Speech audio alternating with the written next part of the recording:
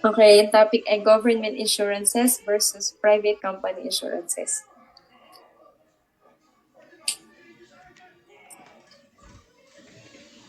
Let's eat! May disclaimer lang po ulit kami. Sabi ko nga po kay Tagapayo Alejandro, kay Sir Ali. Ito pong opinions ko and insights ko, yung disclaimer ko po, it's not, hindi po siya para i-ano ang government insurance at saka ang Sun Life Company, but it's more of our insights and personal view and opinions po. Tsaka gusto ko lang din po mag-share ng mga hindi pa alam about, okay na po sabihin ko na about PhilHealth. Yan ma'am, magla-live na tayo in 1 minute. Na shout out kay Coach Tatiana Cyril Alvarez Castro. Hello po, Coach. Good evening. Share lang po ng mga links. Good evening, Coach Tati. Sige ma'am, may Isabel. Ayan, actually may mga nanonood na sa atin. So you can now, bati ka muna if you want to. Shout out ka muna sa mga possible na we will be watching tonight sa napaka-exciting nating topic. Okay, good evening everyone. Good evening po first sa unit namin, Amberstone Unit, sa aming branch Willow 3 po, and sa mga colleagues ko po sa PhilHealth. Oh, that's nice, PhilHealth. Hello po sa inyo. Good evening, magandang gabi. And habang eto nga, nag-share ako ng ating links para maraming makapanood ng live. Kamusta po kayo? This is another episode ng ating Tito Tagapayo live podcast. And I do hope everybody is tuned in sa ating live broadcast. Ayan na nga po. At ayan. Yan. So, while we are waiting for the official start ng ating talk show, let me just shout out sa lahat ng mga currently nag-views na ngayon at nagwa-watch. Hello po sa inyong lahat. Good evening. Napakasaya po dahil nandito kayo muli. At nandito tayo ngayon upang pag-usapan ang napakagandang topic about the government insurances. No, madami po yan. We have the SSS, the private, GSIS for the the government employees. We have the PhilHealth. We have the, ang dami po niya. Kung pag-ibig man is one of our securities, pwede na nating sabihin yan. And I think we should start. So, good evening po sa lahat. Ayan, I think nakapag-share na ako ng mabuti. Nag-share habang live, ano? So, good evening po sa lahat ng nanonood. Once again, this is your Tito Tagapayo live podcast and naka-live stream na naman po tayo upang marami pong matutunan ang ating mga manonood at nakikinig ngayong gabi. So, ngayong gabi, I have a very special guest. Very special po ito because it's my first time to invite na nasa side po siya both the government and the private company. So, siya mismo yung bibigay ng linaw, ano yung comparison ng dalawa. I do think naman it's okay to compare. It's because para malaman natin ano yung pinagkaiba ng dalawa and also ano ba yung mga bagay na kailangan nating malaman. Kasi yung iba sa atin, kabud lang may PhilHealth. Pag na-hospital, doon lang malalaman ano yung benepisyo, ano yung coverages at limitations. So, ngayon, mula sa mismong PhilHealth employee, tama ba Ma'am Hazel, matututunan natin at malalaman what are the complete packages na binibigay sa atin ng government insurance na PhilHealth and kung meron din siyang ma-share both the SSS and GSIS pension plans ay mag-share din siya.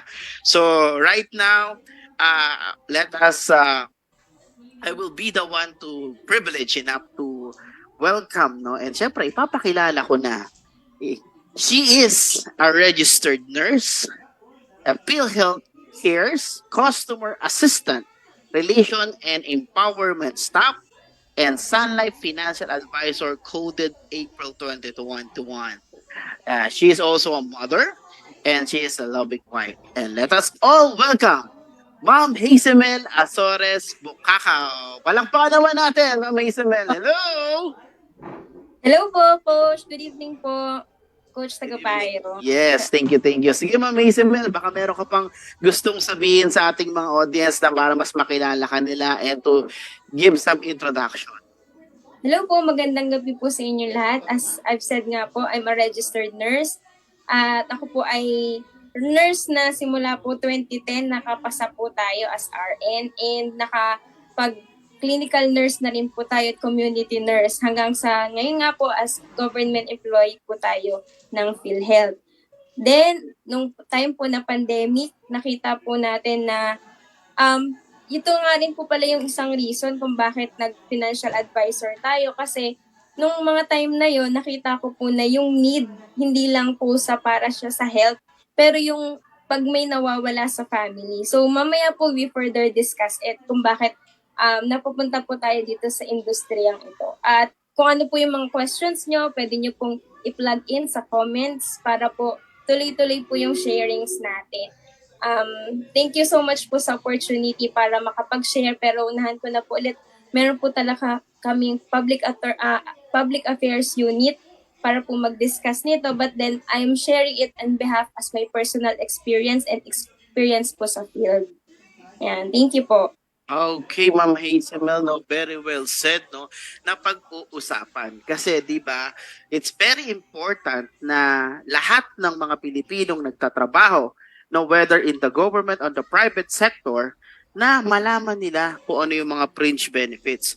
I still remember, no, nung una akong nagtrabaho way back 2011, nung magagad 2023, natanda na pala ng Tito Tagapayo, kaya nga tito muna ako eh. Pero sinasabi ko dito is that's the first time that I've seen a contract in which may nakalagay doon, may inclusion na binatawag na kung saan may part doon sa aking sahod na may i-contribute din. And if I'm not mistaken, that's the first time that I see SSS. We have also the the PhilHealth, the Pag-ibig. So, Ma'am Hazelmel, ano ba yung dapat maunawaan at maintindihan ng mga Pilipinong magtatrabaho pa lang, nagtatrabaho na ng matagal with regards to the government fringe benefits? Okay po.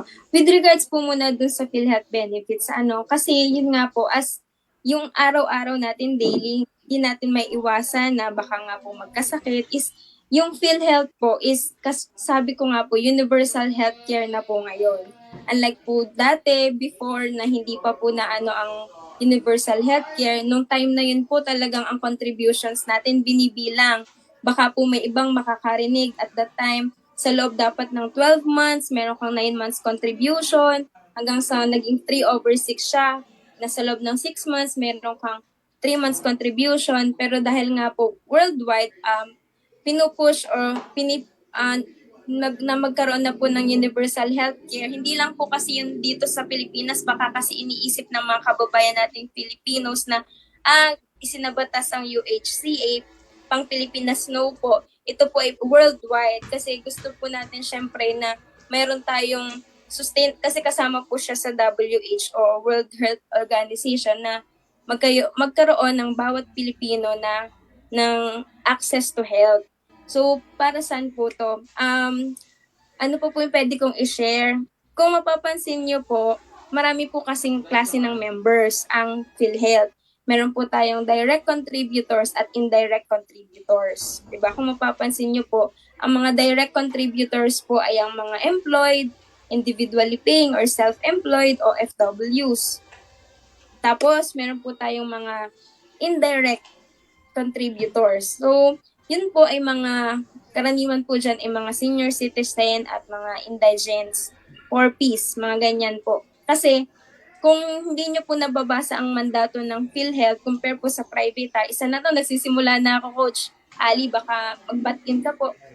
Kung mababasa nyo po ang mandate ng PhilHealth, kasama po sa mandato namin na ang PhilHealth ay nagbi-bridge para yung pong mga sick isa-subsidize po ng healthy ang sick. Tapos yung mga afford to pay, isa-subsidize niya po yung cannot afford to pay na ibang-iba sa private insurance company.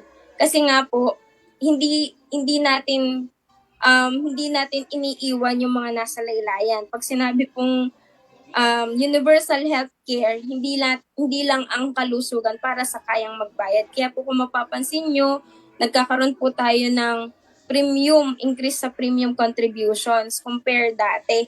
Ano po, baka ma-cold and cold ako dito, bakit nataas yung contributions? Kasi nga po, nalaki yung population natin na in need, nagpupul po tayo ng funds para masubsidize yung mga nagkakasakit. Yung tayong healthy, like tayo sir, tayo malalakas pa, able to work.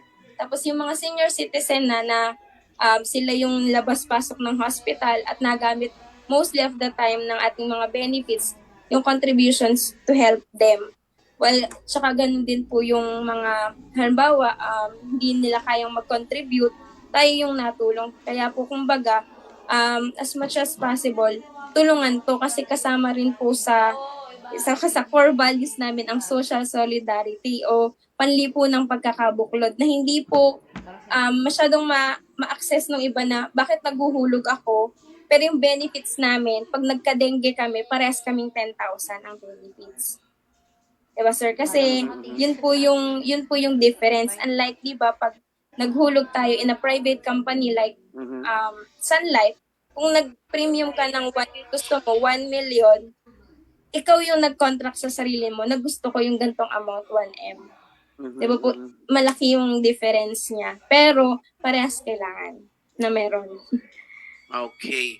So, Ma'am Isabel, no, ang dami mo nang na-share with regards to Bilde. Sa totoo lang, I'm so happy because very informative, no?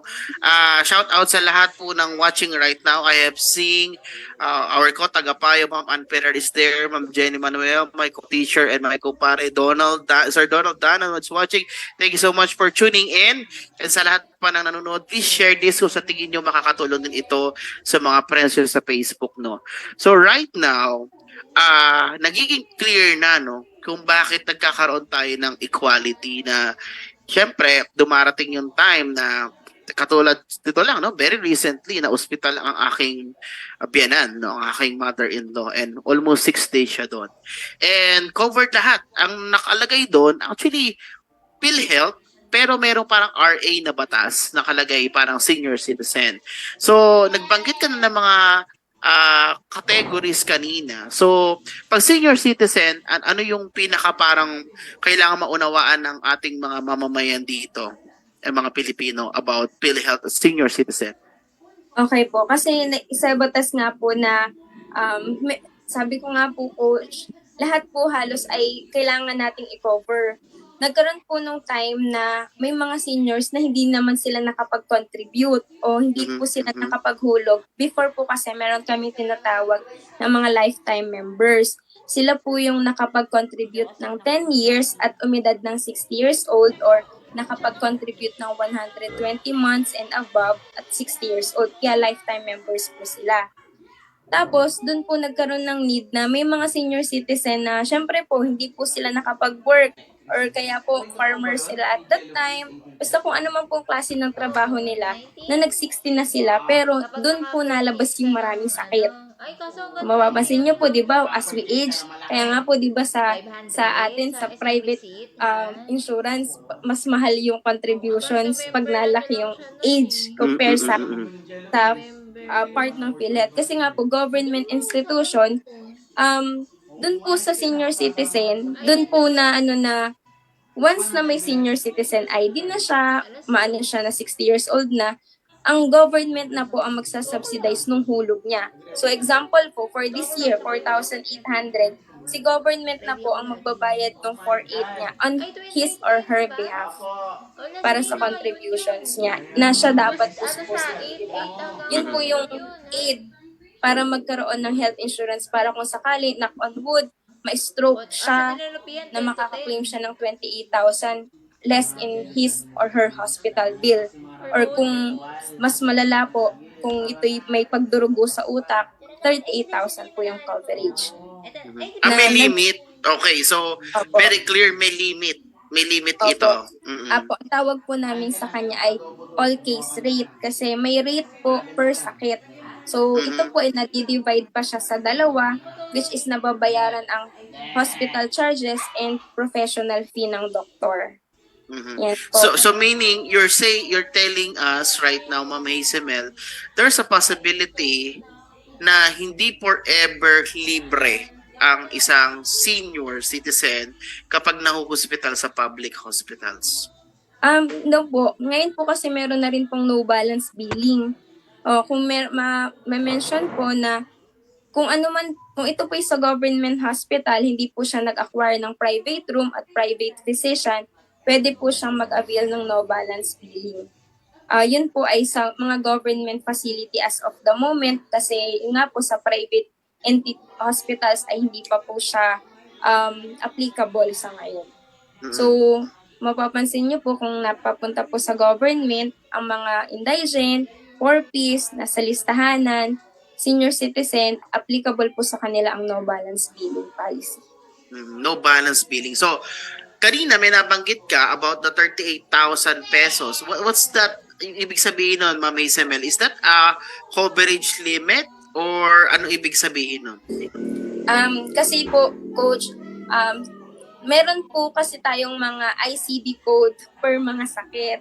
So, sa PhilHealth po, meron kung nakakapag-open po sila ng application, meron pong all-case rate na application si PhilHealth.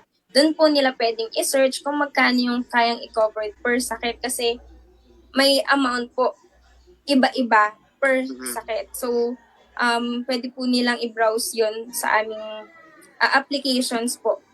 Kasi marami po yun, Coach. Iba Okay. po pag dengue, pag hypertension. I want to shout out first syempre my Spanish wife na nag-deliver kanina dito ng tubig at tsaka thank you so much, honey. And my student, April Calimbas, hello, and Kate Morales, former Hello student po. sa Del Carmen High School. Sir Mark Francis Manuel, hello po, and sa kanyang loving wife na si Sir Junis, hello, mga kasama namin ito last time dun sa aming, kung ano matawag ng ward or room, Si Sis Krisha Baluyot, Ma'am Valerie Ramos, hello po, good evening. My brother bro, Manny Espirito Guevara, USRN.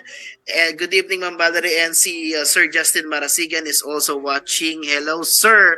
So, ibig sabihin kanina, yung 38,000, is that public or private or both, yung limit na yan? Both po yun. Nagkakataon lang po na yung mga nagiging excess pag nasa government facility ay no balance billing basta hindi po kumuha ng private doctor or private physician. Pero kung yun nga po, nasa private hospital po siya at yung 38,000 po yung exceed na po yun ay out of pocket expenses na po ng member. Okay, so meaning talaga, there is also na kailangan maunawaan ng mga viewers natin ngayon, hindi po kumpletong buo na masu-shoulder ito. And ito siguro yung reason kung bakit parang may lumalabas akong naiintindihan, no? Kasi last 2015 na ospital ang aking father. And wala kaming binayaran. Umabot ang bill ng 44,000 na operahan siya. Ruptured stomach, no, due to smoking. So, pero may nilakad kami. Pero hindi PhilHealth. Pero alam ko PhilHealth din eh. Correct me if I'm wrong. Lumapit kami PCSO.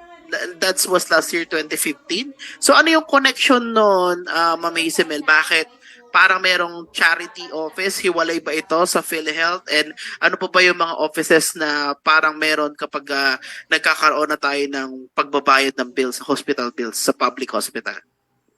Actually po, meron pong mga malasakit centers na available kung saan po yun nga may mga financial aid po doon. Meron din pong mga sa Congress na pwede pong lapitan kasi may mga funds din po yung ating mga congressman. So yun po, kumbaga po, sa government, tiyagaan kung saan mo ilalapit ng mga aid. Unlike po, siyempre, kung nasa private hospital ka, ang i-ready mo naman doon is yung pangbayad mo once na lalabas na po yung patient. So, yun po yung difference. Kasi, kumbaga, you are weighing kung saan mo dadalhin yung pasyente mo depende sa capacity ng kakayahan mo to pay. Kasi kung alam mong alanganin ka to pay the private, napunta po sila sa government. Yeah, totoo yun. So, eto, no, again, we don't want to be, syempre po, kahit po naka-suit po kami ng yellow. And by the way, para sa kalaman na lahat, alam niyo naman, ako yung public employee din. Ako din ay kawani ng gobyerno that I'm working at the Department of Education.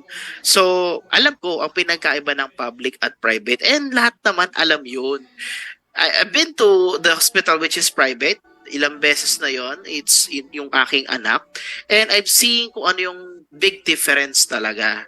So, totoo din yon. Talagang pag nag-private ka, ihanda mo yung ano mo, ihanda mo yung pera mo. So, katulad last time, no, I will mention it, no, last May, 1 week din na ospital yung aking anak due to tonsil, no, namagayo kay tonsil. The reason lang naman kung bakit talagang hindi siya, umabot siya na ganun katagal, hindi niya kayang mag-take dahil nga special ang aking anak, may autism siya. Hindi niya pa kayang mag-take ng antibiotics. So kailangan i-IV yung antibiotics. Umabot yung bill namin ng 68,000 pesos. 20% discount. So naging 50 from 68 parang naging something na lang siya, naging lesser. Tapos nagulat ako, Isabel, government employee ako paying PhilHealth. If I'm not mistaken, that's around, I don't know, maybe, I think, nasa 500 na yata, more or less eh. Pero, ang na-cover niya lang from that bill, Possible from 68, yeah, 4,000, ang galing. Ang galing. Paano mo na-compute yun, Ma'am Isabel? Paano mo na-compute yun? Mas marami po kasi ang experiences na nang nalabas sa hospital. So, possible yan, coach, ay 2,800 hospital and 1 is professional fee. Kumbaga po, nagkakaroon na po kami ng familiarization sa mga sakit. Kaya medyo natanda na po namin kung magkano yung mga pricing per kung ano po yung case. Kasi nga, yun nga po ay case rate. Ang case niya po ay depende sa naging sakit ng patient. So, yun po. So ibig sabihin, kasi if I'm not mistaken, yung isa pang naka-claim kami before, that is way back 2019 naman. Ang naging anak ko nun, if I'm not mistaken, is acute dengue with parang parang I don't know, dengue, parang ganun. Umabot naman ng 10,000 way back 2019. Ang aming nakuha. So, I'm a little bit confused. So, ibig sabihin, ito pala yung case rate na tinatawag. It depends to your case ng sakit. Tama? So, ito po yung awang ko kung kita. Basta po siya may app, PhilHealth ACR search, kung sakali kung gusto nilang may patient po sila ngayon, na hindi po nila alam kung magkano yung coverage kasi para at least meron po silang preparation kung magkano yung magiging out-of-pocket expense nila sa hospital kung nasa private po sila or kahit po government. Kasi, yun nga po, health is wealth talaga, coach. Kita mo, nabanggit mo kanina, you paid 50 plus dun sa isa namang naging sakit. I wanna cut you there. Because dahil nga tayo ay, syempre, tayo ay mga, financial advisor. So, syempre, I advise myself first. Kumuha ako ng health card through the name of MaxiCare. So, meron akong MaxiCare health card na binili ko noong 2019 worth 3,000 pesos lang. 50,000 emergency coverage na siya. Pero ngayon, this year, tumaas na siya. Syempre, inflation rate. 5,000 na siya, pero still 50,000 pesos yung kanyang coverage. Basta emergency basis. Alam mo ba, 1 month na lang magmatatapos na yon and I need to renew or reload doon sa aking card. Syempre, hindi namin gusto, pero kailangan na i-hospital yung aking anak. Nagamit namin yung almost 50,000. So, i-continue ko lang yung sinabi ko kanina, 68,000 bill, less 20%, umabot na lang siya ng around, I don't know, maybe parang 54 or something, and then less yung 4,000 na PhilHealth, meron pang ni-less na something doon, umabot na lang yung bill namin ng 48,000. Sorry, 50,000 plus pa pala. 48,000 ang kinover ng MaxiCare card ko. Believe it or not, 2,000 na lang po ang binayaran ko. Gcash ko na lang sa ospital. And again, yun po yung power ng pagkakaroon ng, tama, di ba, Ma'am Mel? Choices. Tama na, Ma'am Mel. It's a choice. I choose to invest kung tamang word ko, or spend, kayo na bahalang mag-isip kung ano bang ang word ko doon. Pero naisip ko, sabi ko, we don't have really a private health card.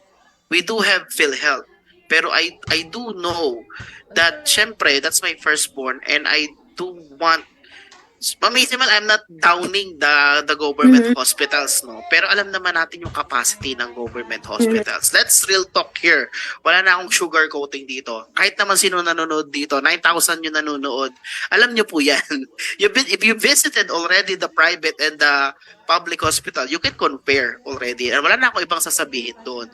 Pero magagaling po ang doktor din po doon sa public hospital na pinag-anuhan namin.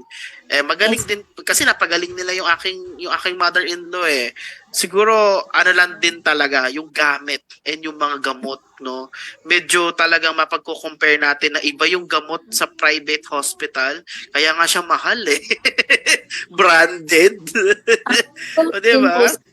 Rooms and accommodation po, Coach. Yes, the rooms and accommodations talagang katulad nung room namin doon, talagang solo, may TV, may ref. So, private room ang tawag doon. Pero ang bayad doon, almost 1.8 per day.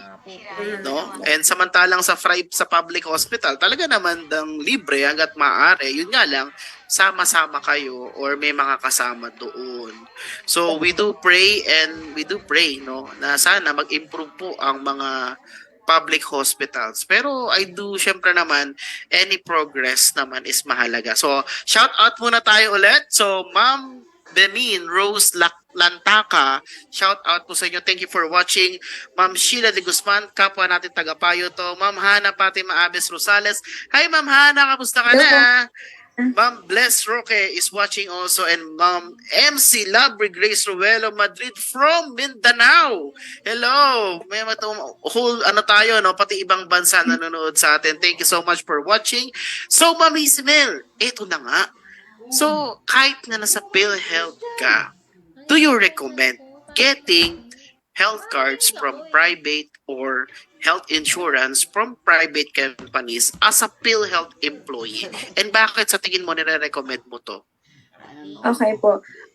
With regards po sa health, sa PhilHealth, sabi nga po, ito ay nagbibigay ng aid sa atin. Pero wala namang pong masama kung you expand your choices. Pwede po kayong magkuha ng, yun nga po, may mga HMOs naman po na makakatulong kung afford mo naman. So, ito po is ma-avail nyo kung saan nyo po mas prefer na mga institutions, kasi marami naman po yan, mga HMOs natin na tinatawag. Kasi yung pong inyong health is wealth nga, di ba po, Coach? Yung health nyo po is para din magkaroon kayo ng, in case, yun nga po, katulad nung kay Coach na meron din po silang, maliban po sa maitutulong niya finances, parang mas madali sa'yo para pumunta sa isang hospital, magpa-check up kung alam mong meron kang card. Di ba po? Pero yun na po, ito po hindi para paglabanin yung dalawa, pero to complement each other. Okay po, unditin ko po, hindi po para paglabanin, pag-awayin, it complement each other. First po, basic kasi is PhilHealth. So, kung mapapansin nyo po, kahit may mga cards kayo HMO, mas gusto pa rin ng mga HMO na ibawas muna si PhilHealth bago sila i-maximize. Ganun po kasi, ito muna si PhilHealth, after mabawas si PhilHealth or mga ibang discount like senior discount, next is HMO. Yun na po yung mga health cards nyo. And then, kung ano po yung mga assistance na pwede pong ma-help to aid para hindi po tayo pupasok ng hospital na mayaman, lalabas ng mahirap. Kasi lahat doon naubos, di ba po? Alam mo, again, I mentioned this last interview ko kay Ma'am Jenny Manuel, no. Shout out sa iyo kay Ma'am Jenny. You did great last time dun sa ating podcast. So ngayon, babanggitin ko ulit. Sabi ko nga, if I did not do the right choice and urgency na from that particular date, no, so binili ko siya June, ibig sabihin, meron ako noon na tabing pera, siguro coming from my 14-month pay bonus. Ito nga po, di ba? We're talking about bonus last time. Have you asked yourself, ito bang bonus ko na to, saan ko dadalhin? I do hope hindi lahat sa wants and desires. Don't get me wrong, hindi po kami nag-guilt trip dito or nag-gaslight. Kung saan mo gustong dalhin yan, dahil pinaghirapan mo yan, dahil bonus mo yan, dahil sahod mo yan, ikaw ang bahala. Pero we are here to recommend. You know, you have a cycle already of having bonuses and paydays. Ask yourself, saan mo siya nilalagay? Kasi kung saan mo siya nilalagay, doon din siya babwelte.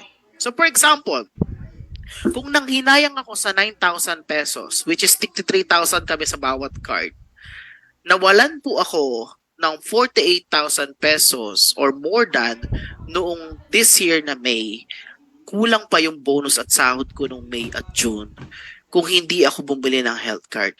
So talagang thank you Lord ako for giving such wisdom sa akin na talagang kunin siya. And at the end of the day, I am a MaxiCare health benefit advisor. So bakit wala ako? Dapat Yeah. meron ako. Di ba? Dahil Let's in-offer do ko the Di ba? Let's do the walk the talk. So ikaw, Ma'am Isabel, how about you? If I'm gonna ask you, what are your right now, other than PhilHealth, ano pa yung mga private, sabihin na nating securities or insurances na meron ka? Actually po, ito naman po is personal ko. Sabi ko nga po, mas maganda ang protektado kaysa manghihinayang ka na wala ka. Maliban po dun sa nasabi kong PhilHealth, meron po akong Sunfit and Well and Sun Life Assure. So, sa mga financial advisors, familiar kayo, pero sa mga iba nating viewers, baka hindi pa po kayo familiar. Bakit meron na akong Sunfit and Well, may Sun Life Assure pa ako? Diba? Kasi, I think para mas maliwanag sa ating mga manonood, yung binanggit ni Ma'am Isabel are life insurance with health insurance benefit products. So you can share to the audiences ano ba tong Sun Life Assure, Sunfit and Well, and ano yung pinagkaiba nila, and siguro maganda na rin idea no how much do you think no yung para sa kanila maintindihan nila that common misconception kasi kaya pilihan lang ako kasi mahal ng insurance. Mahal yung mga sa private company. Kasi sa bangko lang yan kinukuha. So Ma'am Isabel, bigyan nga natin ng sabihin natin ng correct sabihin na nating knowledge yung ating mga nakikinig at nanonood ngayon para maintindihan nila kung ano ang meron tayo or meron ang mga private companies.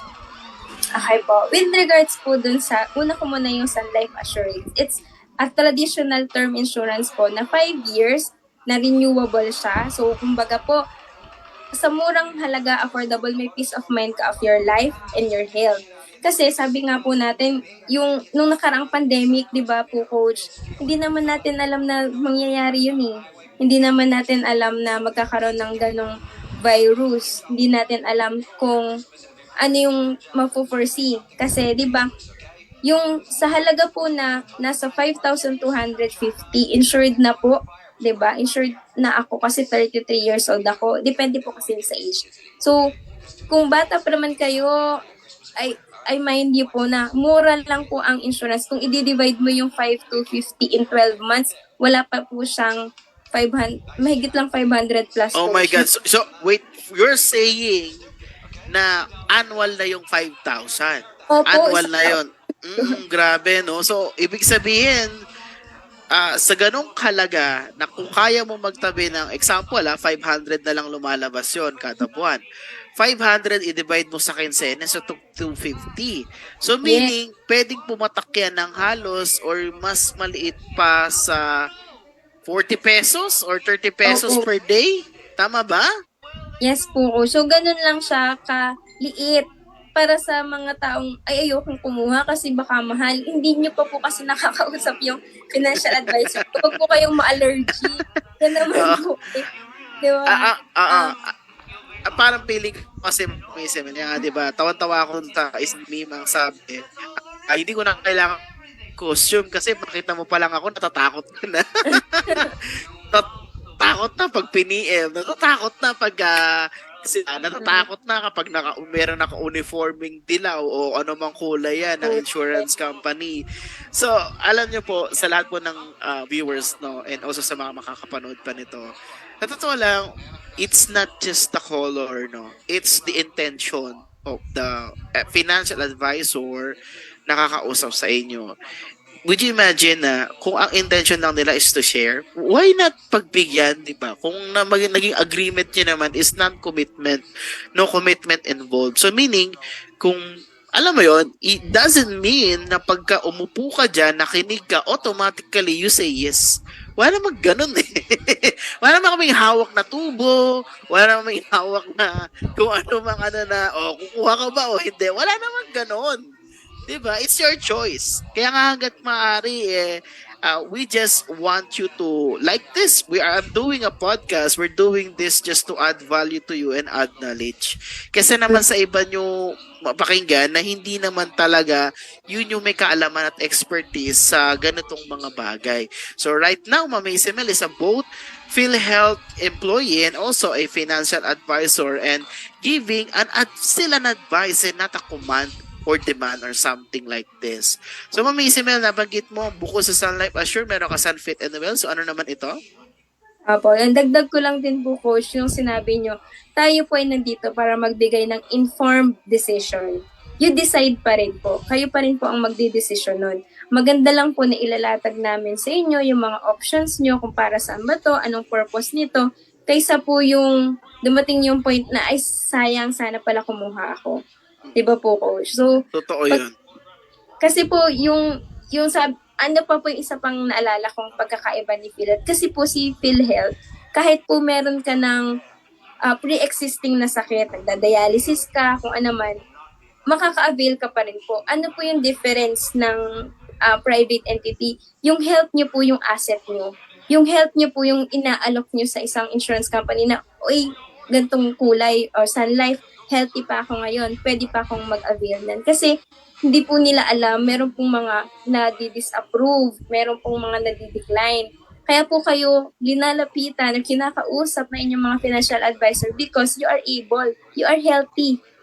Kasi hindi po yan katulad ng PhilHealth na may pre-existing na sakit. Hanggang doon lang yung limitations na pwede nang ibigay ng isang government agencies. While kayo naman po yung may kakayahan or kahit maliit pa yung budget nyo, save it for yourself. Para sa ganun, meron kang fighting chance kung sakaling magkaroon ka ng anumang sakit na isang sakit lang po, stroke lang.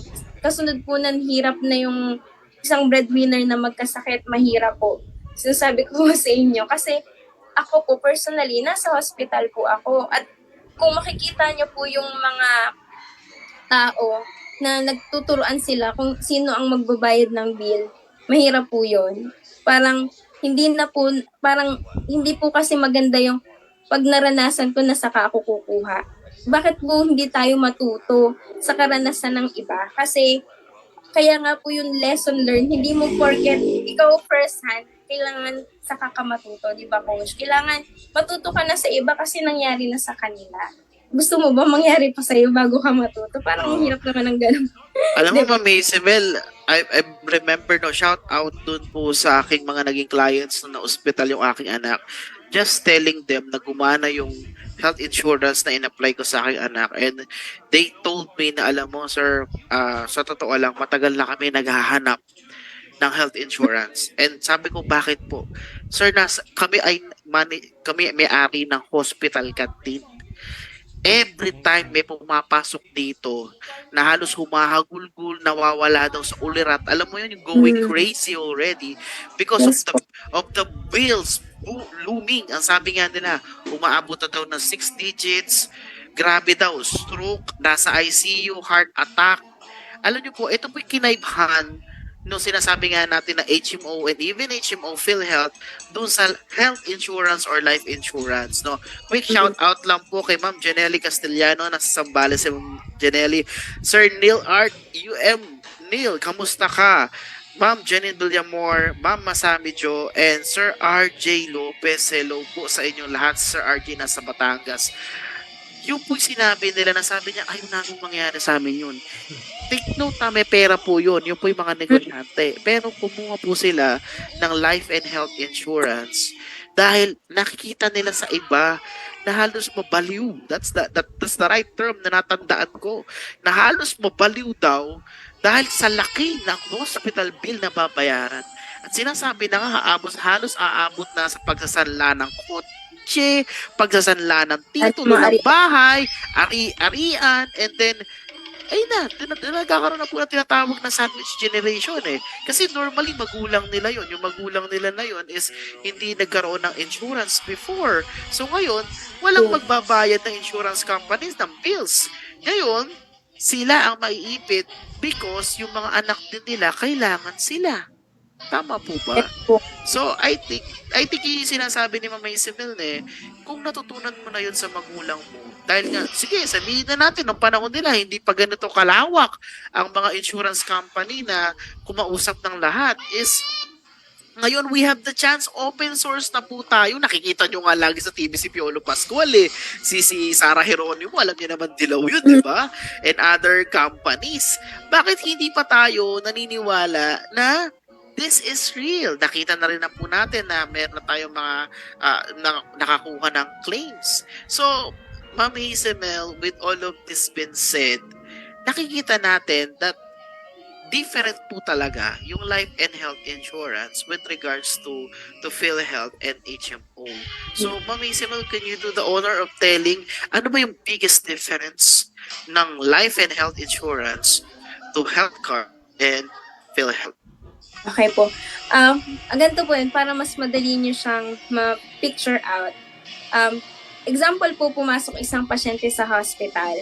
Doon babawasin ang PhilHealth kung ano man. Halimbawa po, stroke na lang. O di, babawas si 28,000. With yun nga po, nasabi ni Sir Coach Ali, yung pong HMO, nakabawas din sa kanya. Tapos, yung natitirang bills, yun po ay habang naka-hospital. Pero ano po ang health ng life and health insurance? Dahil nag-acquire ka ng ganong sakit, like stroke, hindi mo na iisipin agad na kailangan ko na agad mag-work. Di ba na doon ka pa nga sa recovery stage, nabalda yung kalahating katawan mo, iniisip mo na agad mag-work. Kasi bakit? Di ba iniisip mo ang bills, iniisip mo utilities, kakainin ng mga anak mo. Pero kung may health insurance ka, yun yung aid mo para hindi agad matoxic yung utak mo or ma-stress ka kung saan ka kukuha ng pambayad. Kasi I mind you po sa isang araw hindi naman na-stop yung pagkain natin eh. Yung pagtakbo ng kuryente, tubig nyo, hindi yan mag-stop. Life insurance lang po yung mag-i-aid sa'yo once na magkaroon ka ng ganong sakit. At hindi ka magiging burden na teka, kailangan magtrabaho na nung anak ko na nag-aaral. Ito po siya nangyayari to real life. Yung anak mo nag-aaral siya ng college, pero dahil nagkaroon ka ng critical illness like stroke, napatigil yung anak mo. Pero gusto mo, di ba, yung anak mo makatapos? Pero sino bang may gusto na ma-stroke ka? Hindi mo rin yun gusto, kaya lang kailangan niya ng mag-work kasi walang kayang mag-work sa inyo. Dahil maliliit pa yung iba mong kapatid. Ikaw na ang magpapasan nung work na dapat ginagawa ng father or mother mo. Lalo na yung mahirap yun eh. Tapos syempre, wala ka pa naman agad makukuhang, basta po, domino effect yun, coach eh. Pag hindi mo na paghandaan, bubulagain ka ng scenario na hindi mo man siya gusto, pero kailangan mo tanggapin. Pero kung napaghandaan mo, halimbawa, worth 1 million pesos, di ba? Makaka-recover yung family nyo, may pang-tuition yung anak mo, makakapagbayad ka ng bills hanggang sa unti-unti nagre-recover ka, nagte-therapy ka. Alam niyo po sa mga na-stroke dahil hindi kaya nila to finance the therapy, hindi na napunta ng therapy. Hindi na po nagpapa-therapy kasi iniisip nila sana naman sila kukuha ng panggastos doon. Lalo na hindi naka-recover sa pagkaka-stroke, 'di ba?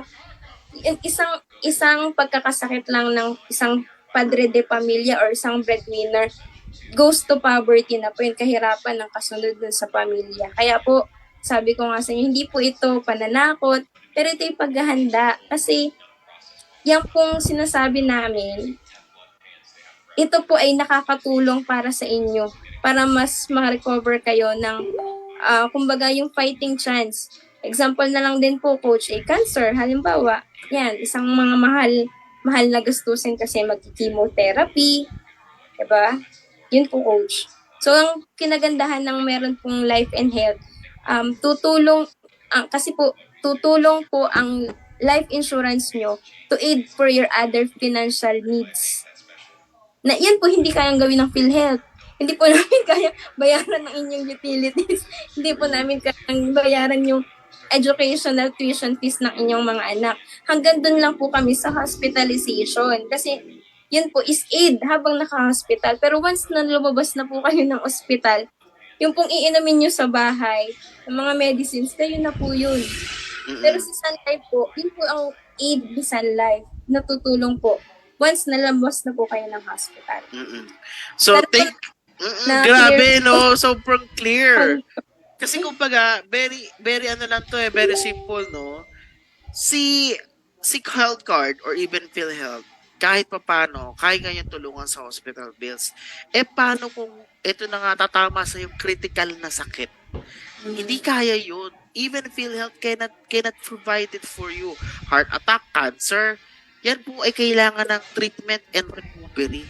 And bukod doon, sabi nga po, di ba, pag nagkasakit ka, bukod sa tuloy-tuloy ang bills mo, paano yung trabaho mo? Kung nagtatrabaho ka, no work, no pay, may sakit ka nga eh. Di ba? So, hindi lang po sakit. How about aksidente? Huwag naman sana. Pero mahihinto po automatically lahat po ng pinagkakitaan. Ang masakit nun, hindi humihinto ang pinagkakagastusan. So that's the reason, kailangan mo ng insurance. So insurance will provide. Kasi po alam niyo po ba, ang minimum na pwede mo makuha sa insurance, the smallest is almost 200,000. Kung life insurance po ito, kung health insurance naman, the smallest is 500,000 pesos. If we're talking about the Sun Life Assure, that can be applied, not bought. Again, hindi po binibili ang insurance, ina-applyan. It has requirements. At kapag pumalya ka sa requirements, kahit anong laki ang pera mo, hindi ka na po mapagbibigyan. Declined, denied ang tawag doon. Okay? So, very important, bukod sa inaalagaan mong mabuti yung sarili mo, is sinisecure mo ang sarili mo sa tamang pagpaplano at pagkakaroon ng mga financial tools na ito. So, grabe, no? Ma'am Hazel, no? Grabe, halos we are on the last part and last segment ng ating podcast. So, ang dami pa rin nanonood right now. Almost 4,000 viewers. So, Ma'am Hazel, ano yung sabihin na lang natin na gusto mong ipayo, no? Sa lahat po ng mga PhilHealth members and also sa lahat ng mga Pilipinong nagtsatsaga nagtatrabaho, whether the young and the old. Ano po yung mapapayo mo sa kanila with regards to the things that we talk about? Ano po yung mga magandang takeaways na dapat nilang baunin bago sila matulog? Okay po. Regarding po sa inyong health, sabi ko nga po, health is wealth. Okay? Kumbaga po, preparation is a must habang healthy po tayo. Asset nyo po yan. Inuulit ko po, asset nyo po yan. Kasi lahat po tayo pupunta po sa aging. Dadating po tayo sa panahon na itong kalakasan natin to ay maghihina din po tayo. Better as well kung kaya mo at ikaw naman ay able, kumikita ka enough. Kasi po sabi ko nga, meron po kasing mga katulad po ng Sunfit and Well, banggitin ko na din. Ito po ay pwedeng 10 years, 15 years, or 20 years to pay. Ibig sabihin nun, habang ikaw ay naandun sa rurok ng iyong kalakasan, able ka magtrabaho, natapos mo yun, para pagdating ng panahon na 65, 66, o anong age mo, hindi na iniisipin ng anak mo, teka, may health insurance ba si mama? Teka, may health insurance pa yung papa ko? Ay, ako pala ang magpapasan. Kasi hindi pala siya nakapag-save para sa health insurance niya nung time na nagtatrabaho siya. Di ba po, Coach? Tama yun. Yun nga po, kumbaga, opo, nandyan po ang government para tulungan po tayo. Pero, sinasabi lang din po namin na meron po tayong mga financial aid na makakatulong para yung nakasave mo. Kasi Coach, isama ko din po na, oo, meron kang asset ngayon, pero kung kailanganin mo yon, kaya mo bang ibenta yan? Kaya mo bang isanla yan? Kaya mo bang mawala yung mga pinaghirapan mo? Kasi kailangan mong tustusan yung para madugtungan yung buhay mo. Or, ang gagawin mo, kukuha ka ng isang financial aid na hindi ikaw yung papasan o mag-shoulder kasi may katulong ka. 'Di ba? Hindi ikaw yung binayad mo ngayon, unti-unti mo lang, hindi yan isang bagsakan, pero pag nagkasakit ka, isang bagsakan, kailangan ng 200,000 operahan ka. Kailangan gantong price. Ito yung critical illness mo. 'Di ba kaysa bulagain tayo ng ganong mga sakit? Why don't you do it small amount, little by little, hindi mo papansin, discipline lang pala ang kulang sa'yo.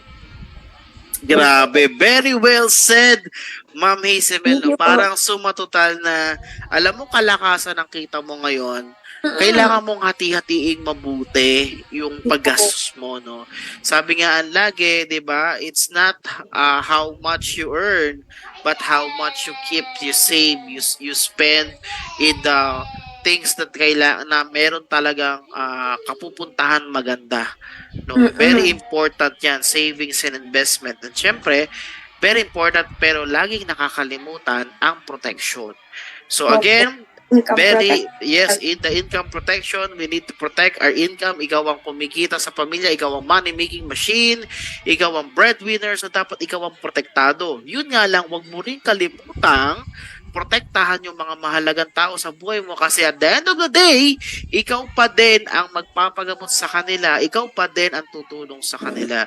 So why not advocate every one of you to have full protection, not just PhilHealth, not PhilHealth because required yan. Wag lang yung required lang. Kumuha ka din dahil nire-require mo yung sarili mo because you already understand it is a need. Yes. Okay. So, ayun po. Grabe, no? It's been an hour already. And syempre, right now, yung mga nanonood sa atin, kung if you have questions, yan pala, habang naghahanda kung possible, meron mga questions yung ating mga manonood sa ating live stream is, Ma'am Hazel, tanong ko lang, no, paano kanila, sang area ka? Kung sakaling gusto ka nilang ma-meet face-to-face, ano yung gusto mong sabihin, ano saan ka nila pwede i-connect sa Facebook or even your contact details. At sa tingin mo, para sa'yo, ikaw nang sumagot, bakit ikaw kung sakali man ang pipilian nilang lifetime partner for life or yung kanilang financial advisor? Okay. Hello po. Good evening, everyone. You can connect me po. Ito na po yung name ko talaga sa FB, Hazel Azores Bukakaw. Ganyan din po yung name ko sa FB. With regards po dun, ako po kasi proactive talaga sa health. Health as ang ako po ay nurse at ako din po ay nasa employee of PhilHealth. So kung may questions po kayo, I can help you po dun sa mga gusto nyo, kung kayo po ay prevention, promotion of health, kung kayo po ay regards sa availment ng PhilHealth, may questions po kayo, I'm just one text or call away sa inyo. At with regards po dun sa sabi po ni Coach, I'm committed to be your partner para po sa inyong magandang kalusugan. Kasi sinasabi ko po palagi, kahit marami kang investment, pero health pa rin ang pinaka-importante. Kasi yan ang iyong asset. Health is wealth. Kaya po as ako as your financial advisor and a nurse partner in life. Thank you po. Yes. So, Ma'am Hazel, tiga saan nga ulit si Ma'am Hazel? Ako po ay Lucena City, Quezon Province po. Quezon Province. So, mga taga Quezon, no? Andyan po si Ma'am Hazel Azores Bukakaw para entertaining ko kayo. So, just want to shout out also yung mga still nandito tanunod. Hi, Ma'am Lilian Arneta Rodriguez again. This is from Davao, if I'm not mistaken. Hello, Ma'am Aileen Santiago Aldea from Quezon. I think taga Quezon Province din ito. Mga taga Excel sa NBO. Hello po. Si Sir Paul. Hello, Sir Paul. Yes, at thank you so much po sa inyong pag-tune in hanggang sa oras na ito. Ako din naman po, no, sa lahat po, again, I will always invite those people na talaga makakapag-add value sa atin, especially sa future mo. Ito kinabukasan natin pinag-uusapan dito, kinabukasan mo, kinabukasan ng pamilya mo, kinabukasan ng mga pangarap mo. I just also want to shout out my co-advisor in Bataan, si Ma'am KJ Pabian. Ako napakasipag nito na full-time mom and also a full-time entrepreneur and an advisor. So hello po sa inyo and thank you for tuning in. So ako din naman po no, just want to share no, taga-file yung financial services. Actually dyan sa buong Dinulupian area nakakalat and also the Pampanga area nakakalat na po ang aking mga posters po dyan na nag-a-advocate sa inyo whether you want insurances in life, in health, health cards, even your car insurance, house insurance. Kung ayaw mo mag-St. Peter ka na din, lahat. Meron tayo yan, a one-stop shop para makita ang lahat ng iyong financial needs. So, I think that's it. Again, thank you so much for watching, ma'am. Kindly add Ma'am Hazelman Azores Bukakaw sa inyong mga Facebook page, sa inyong mga Facebook accounts para makapag-connect kayo. And with that, thank you so much and good night. Happy weekends. Thank you so much po. Coach, happy weekends everyone. Stay safe, healthy po. God bless. Good health to everyone. God bless. Thank you, Ma'am Hazelman.